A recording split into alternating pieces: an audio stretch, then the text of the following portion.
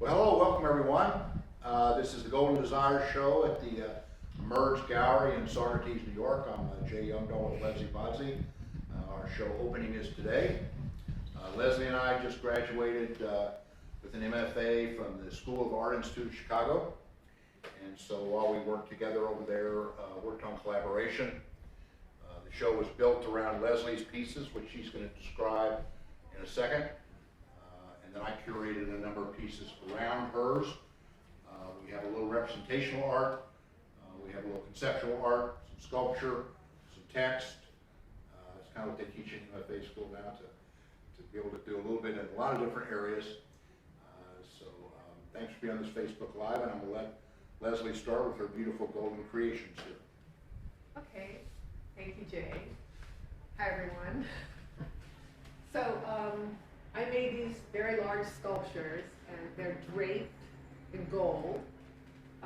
There's two of them. One is hanging, and one is on the floor.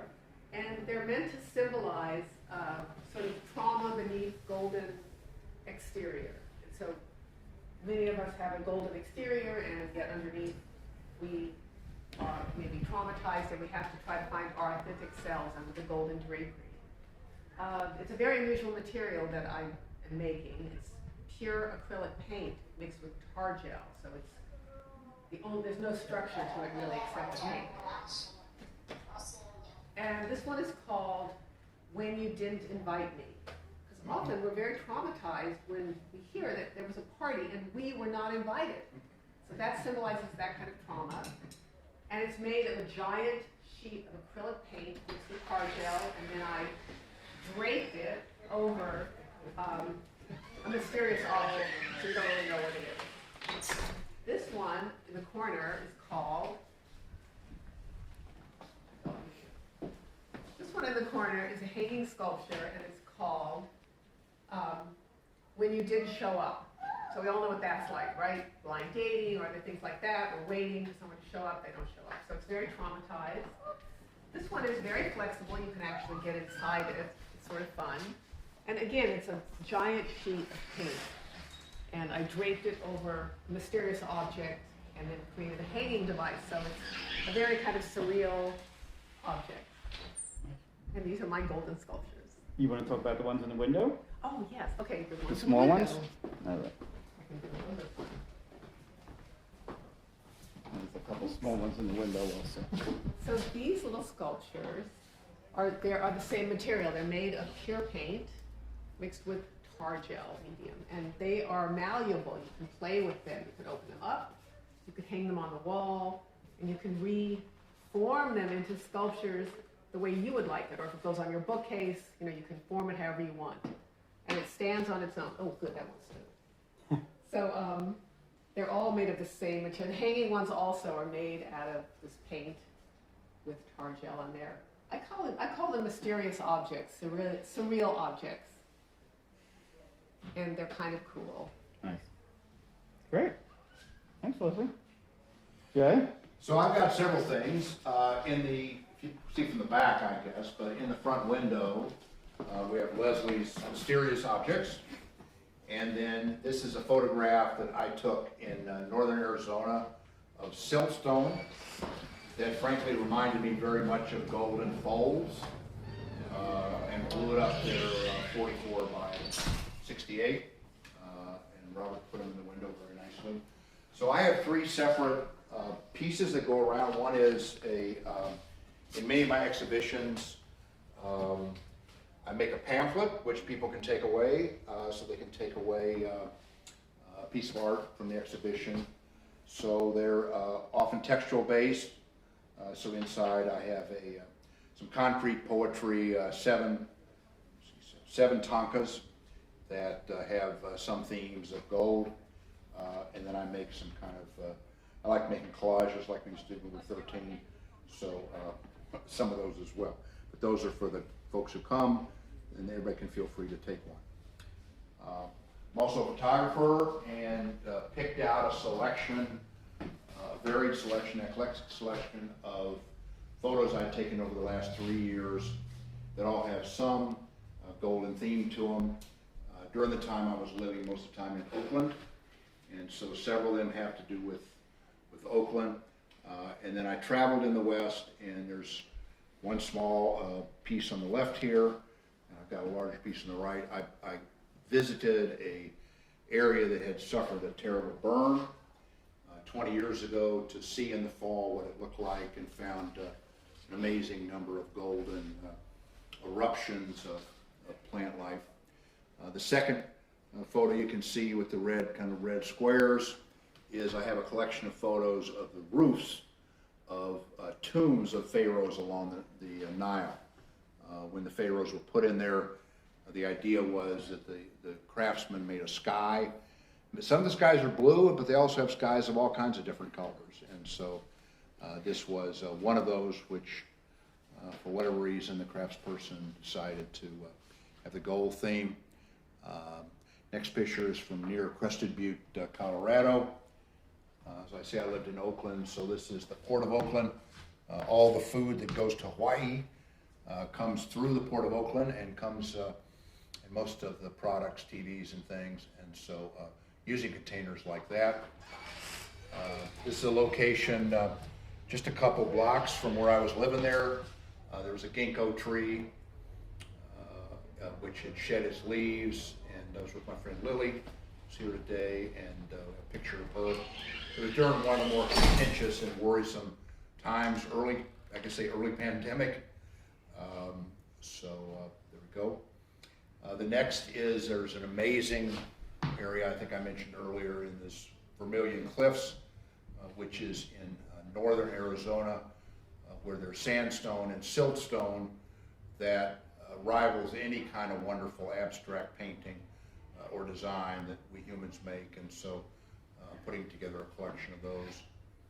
And then finally, of these small photos, I like Hawaii, and this is just life coming out of the side of a golden bamboo rod there. Also have 4 larger photos. One from during aspen season in Colorado, near what is the aspen tree that's the largest single living thing on earth, because aspen trees are connected to each other through their roots, and so the largest single one of those is in southern Colorado. But here there was reds and some mountains that reminded me of some of those pictures you see of some of the areas in China in there. The next is the Bosque del Apache, which is in southern New Mexico, which is a bird area as the birds move up and down from north to south. Caught that in the morning golden hour. I was just kind of shocked by this. There's really no touch up of that, of the color in the sky and the color reflected into the water. Got a couple more over here. So the first one on the left is again from that area in Utah, and just the lines that I saw in terms of how the aspens were showing us the life, the rebirth that comes. And we see a huge fire in California, Oregon now, and in 20 years, it'll probably look like that, but it may take 20 years. And the next is an amazing area, especially for those of y'all that live on the East Coast. There's an area of Acadia National Park called the Tarn, T-A-R-N, and about 9 o'clock in the morning, it takes a while for the sun to come in, there's a reflection of all the colors of the trees around there, and it may be one of the most lovely areas in the United States, I think. Is that in Maine? In Maine, absolutely. And so I have a number of photos from there, and the yellow trees are yellow maple. I mean, the yellow comes from the reflection of yellow maple on the wall. And then finally, I have one conceptual piece. I grew up in Arkansas and was involved in the union movement in Arkansas. My father was a union organizer and lawyer, and I was a union organizer and lawyer. And in our house, we sang union songs, and then they would be sung in union meetings. And this is a kind of a sad song written by textile workers in North Carolina who had just gone through a strike in 1947 and lost. And a union troubadour named Joe Glazer put it to music.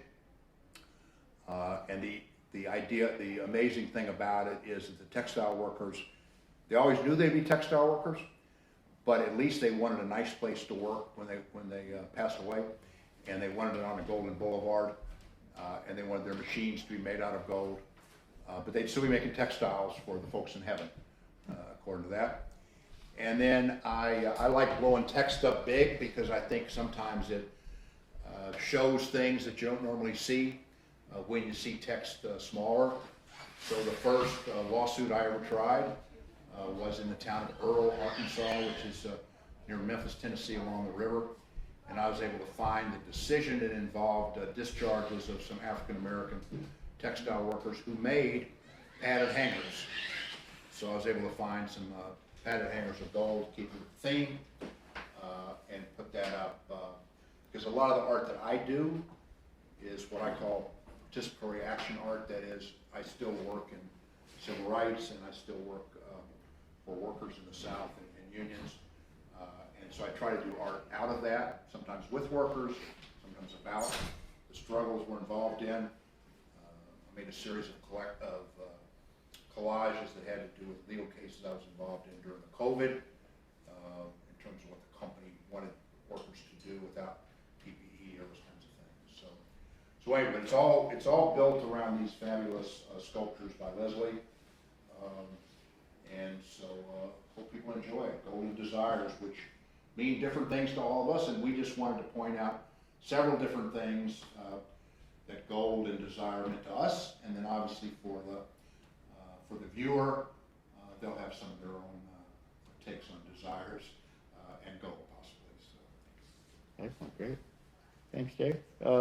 Golden Desire will be up through October 13th, right? October 10th. Okay. Early October. Yes, early October, I'm sorry. So, yeah, come on by. We're here until 5, and then come by and check it out through the whole month. Take care, everyone.